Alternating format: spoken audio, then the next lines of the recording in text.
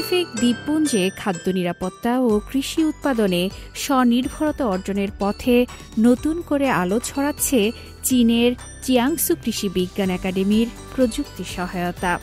South south cooperation ফ্রেমওয়ার্কের অধীনে দীর্ঘদিন ধরেই এই একাডেমি প্যাসিফিক অঞ্চলের দেশগুলোর সঙ্গে কৃষি প্রযুক্তি নিয়ে কাজ করে আসছে।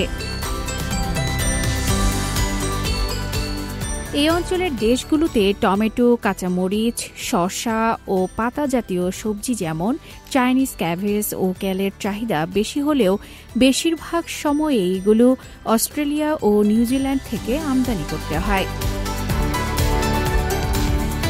কিন্তু সম্প্রতি এই চিত্র বদলাতে চীনের সবজি চাষ বিশেষজ্ঞ তিয়াং ওয়েইপিং যাবেন ফিজি ও ভানুয়াতুতে, যেখানে তিনি স্থানীয় কৃষকদের শেখাবেন আধুনিক সবজি চাষের বিভিন্ন কৌশল।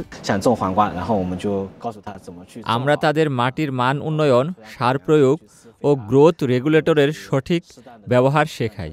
এখন একজন ফিজিশিয়ান কৃষক দিনে শত শত কেজি শসা তুলছেন। স্থানীয় হোটেল, রেস্তোরাঁগুলো সরাসরি তার কাছেই অর্ডার করছে।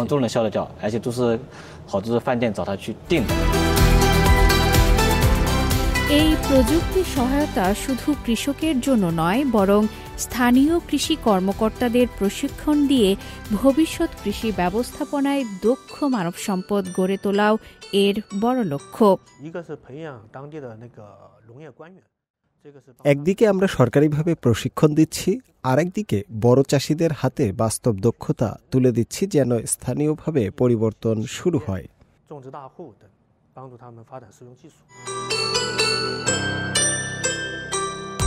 চীনের কৃষি সহায়তা এখন অর্থনৈতিক উন্নয়ন, খাদ্য নিরাপত্তা ও পুষ্টিমানে বড় পরিবর্তনের আশা দেখাচ্ছে প্রশান্ত মহাসাগরীয় দ্বীপপুঞ্জ। Afrin Ming, CMG Bangla.